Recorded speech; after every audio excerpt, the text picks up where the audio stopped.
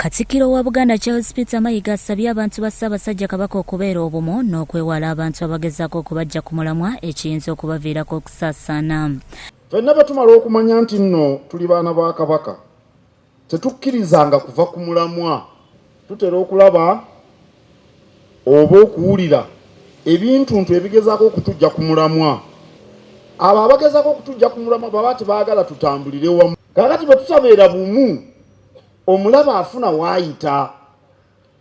Oli bw'agamba nti nno Bujingo n'abagoberezi be tebajja mu Bulanga alina kyakwagaza. Kubanga Pastor Bujingo yandikulwanidde olutalo ng'amukuggyeko. Lwaki ono eyayaniriza Kabaka nga n'omutikkira tebannamutikkira oyagala okumugoba emmengo? Abo baagala tuyombe, tulwane, tusaasaane. Agambye nti abazze n'ensonga y'okujja Buganda ku maapu ya Uganda tekyaleeteddwa mutima mulungi mu kiseera kino nga bali mu nteekateeka z'amazaalibwa ga Ssaabasajja. Abalala baagala tuve ku mulamwa, enteekateeka ze tuba tukoze ez'okuzza ku Buganda ku ntikko nazo tuziveeko. Kaakati mulaba tuteekateeka misinde tugenda kudduka nga 6. Nammwe muli wano olw'ensonga eyo ey'okulwanyisa Mukenenya. Abasumba mu kkanisa yammwe bavuddeyo n'omukulu abakulira. Tuba tukyalimu ebyo nga olingaga nti Buganda bagijje ku maapu. Mukiraba abantu beekolamu omulimo balina omulamwa nti omanyi Buganda bagijje ku maapu. Kaakati ekisooka tosobola kugamba nti Buganda teri ku maapu. Kiringa oli bw'anaagamba nti Bulange teri Mmengo nga yiiyo buli omu agiraba yiiyo nga teriiwo Mmengo.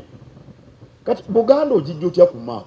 Olwaleero Katikkiro asinkanye ekibinja ky'abakkiriza okuva mu kkanisa ya House of Prime Ministers International ekulembeddwa Omusumba Rosias Bujingo ku Bulange Mmengo, era wano wasinzidde ne yeebuuza abagamba nti bajje Buganda ku maapu ya Uganda we baagitadde. Yegenze ludda Buganda yagenze Tanganyika. Oli yaze n'asitula Buganda eno n'agyebagajja n'agenda agikasuka Zaire. Yagijjeeko atya? Nyinza okugamba nti ono si ye Robert Serwanga Salongo nga ge mannya ge ddala omusajja yeddirango ye Katikkiro w'ekika kya Ŋŋaali ali wano yaani? Gwe kyefumiitirizeeko. Mu kiseera kyekimu Katikkiro ayogedde ku nsobi eyeefaanaanyirizaako eno lwe yakolebwa ab'ekitongole ky'ebibalo mu ggwanga mu mwaka gwa 2018 na butya bwe baagigonjoola.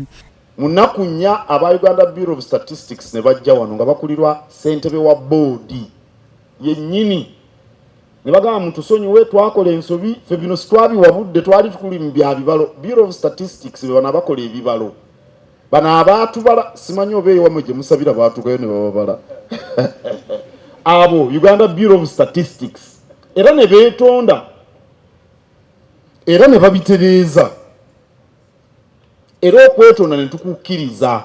Gye buvuddeko ebifaananyi ebiraga ebitundu bya Uganda eby'enjawulo ku maapu ya Uganda engazi byatandika okusaasaana nga biraga nti Buganda yali eggiddwako ekikolwa Katikkiro kyagambye nti kyakubuzaabuza abantu kibajje ku mulamwa. Awo nno njagala okugumya Obuganda nti Buganda ku maapu ya Uganda kweri.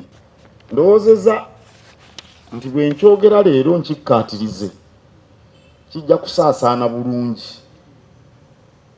Abantu bakitegeere bagume tusigale ku mulamwa gwa kudduka nga 6. Bya Robert Mutebi ne Amon Kayanja, Crossroads TV.